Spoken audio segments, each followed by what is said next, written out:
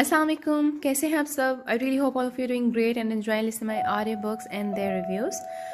आप लोगों ने नोटिस किया होगा कि मेरे प्रोग्राम का थोड़ा सा फॉर्मेट चेंज हो गया है and it took me ages to get back here again. उसकी कुछ रीज़न थी एंड अब मैं I hope and I try कि मैं कंसिस्टेंटली बुक रिव्यूज़ जो हैं अपलोड करती रहूँ। सो बेसिकली थोड़ा सा डिफरेंट ये है कि I am showing you my reading, editing and reviewing table today.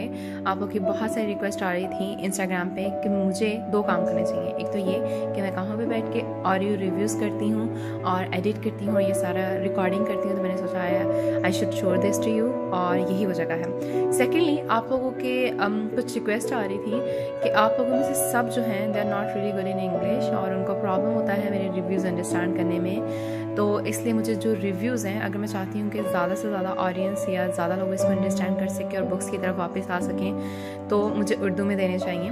और इसलिए मैंने सोचा why not give it a try और मैं आप लोगों के लिए अब उर्दू में रिव्यूज़ बनाया करूँगी। तो these are the little two changes जो मैंने किए हैं और मैं इनके ऊपर काम कर रही थी एंड फ्रॉम नाउ ऑन आप लोगों को उर्दू में रिव्यूज़ मिला करेंगे और आप लोग आई रियली होप उनको एंजॉय करें और आप लोग उसको अंडरस्टैंड करने के बाद उस बुक को पढ़ना या ना पढ़ना चाहें, it's totally up to you. So let's get started with our review today. तो जिस बुक का रिव्यू आज मैं करने जा रही हूँ, it's my least favourite genre. मैं इसको ज़्यादा नहीं पढ़ती, तो फिर मैंने ये क्यों पढ़ी? उसकी रीज़न ये है कि बैक इन 2017 और 16 I watched a movie which was me before you और एक फ्रेंड की रिकमेंडेशन पे मैंने उसको देखा था and I love that movie. It was really amazing. Obviously characters की एक्टिंग बहुत आला हुई थी उसमें। सैम क्लेफलिन एंड लुइसिया क्लार्क के तौर पे एमिलिया क्लार्क ने एक्टिंग की हुई थी and it was amazing. I love that movie. तो I thought why not give it a try. इसका जो सीक्वल आ रहा है मैं उसको पढ़ लूँगी एंड वो था आफ्टर यू बाय जोजो मोइज। इसका जो प्री सीक्वल है वो भी बुक की फॉर्म में अवेलेबल है, that is Me before You. वो भी जोजो मोइज ने लिखा है। The characters are same in this book as well. Of course sequel है तो ऐसा ही होगा, लेकिन इसके रिव्यू की तरफ मैं बाद में आती हूँ and you can see that कि ये बुक जो है इट वॉज पब्लिश इन 2015 और मैंने इसको बहुत ज़्यादा लेट पढ़ा है, दैट इज़ इन 2020। और इसकी रीज़न ये थी जैसे मैंने अभी आपको बताया मैं बहुत कम ऐसे जॉनर्स पढ़ती हूँ। मुझे अब टाइम मिला तो मैंने सोचा चलो इसको पढ़ लेती हूँ। सो मेरे व्यूज़ इसके बारे में क्या थे, इसके जानने के लिए आपको रिव्यू सुनना पड़ेगा। So let's get started with that. So सबसे थोड़ा सा पहले मैं इसकी बैकग्राउंड स्टोरी आप लोगों को बता देती हूँ। चूँकि ये आफ्टर यू सीक्वल है मी बिफोर यू का, तो इसके अंदर as I told you before के characters are same. There are two main characters, एक था Louisa Clark and the second is Will Traynor. Movie के अंदर विल ट्रेनर को सैम क्लेफलिन ने उसका रोल प्ले किया है एंड लुइसिया क्लार्क का एमिलिया क्लार्क ने किया हुआ है। So basically what happened in Me before You, उसमें ये होता है कि विल ट्रेनर जो कि एक बहुत रिच पर्सन होता है but he was paralysed from head to toe. वो कुछ भी खुद नहीं कर सकता था और वो फील्ड पे व्हील चेयर पे ऑल टाइम रहता था। तो Louisa Clark was hired as his assistant, ठीक है। ऑल टाइम उससे उसके साथ रहना होता था, उसकी मेडिकेशंस का ख्याल रखना होता था एंड जब लुइसिया क्लार्क को हायर किया गया तो शी न्यू दैट उसकी विल ट्रेनर की मदर ने इन्फॉर्म कर दिया था कि ये जो है यूथनेशिया कमिट करना चाहता है। Now what is euthanasia, you might be wondering, maybe some of you knew already कि यूथनेशिया क्या होता है, लेकिन ज़्यादा को नहीं पता होगा। तो यूथनेशिया बेसिकली असिस्टेड सुसाइड होता है।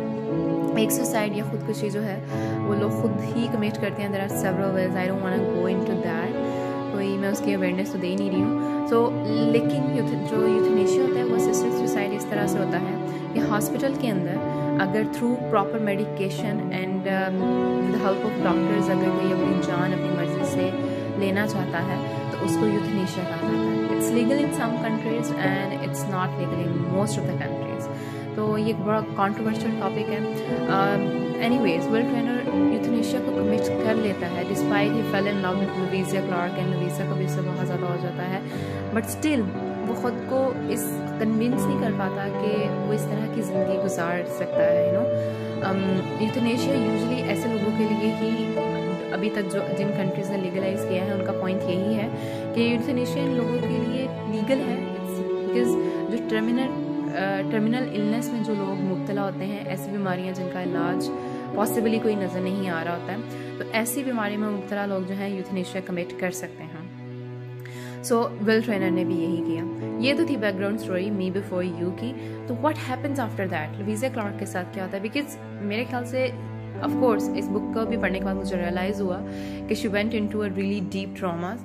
उसकी रीज़न ये थी, she spent her most of the time with will trainer before his death. Of course वो उसके साथ बहुत ज़्यादा टाइम उसने स्पेंड किया हुआ था, तो सबसे ज़्यादा उसने इस ट्रॉमा को जो है वो फील किया था, इस जो she was grieving a lot after his death. तो what happens exactly, Will Traynor जो है लुइजा क्लार्क के नाम काफ़ी फंड्स ट्रांसफ़र करके जाता है, उसके नाम एक लंदन में फ्लैट भी जो है अलॉट करके जाता है। And but still despite all this distractions, I guess ये डिस्ट्रैक्शंस ही थी, Louisa couldn't cope up with this you know इस ट्रॉमा के साथ। एंड वो ऑलमोस्ट अपनी ज़िंदगी के जो जितनी रीजंस हैं उनको, जो जितने भी पर्पसेस हैं उनको इग्नोर करके she was just living, not living I guess, she was surviving. She got a job in a bar, और वहाँ पे she lost contact with her family, और बिल्कुल भी किसी के साथ भी कॉन्टैक्ट में नहीं होती है, she was living her own.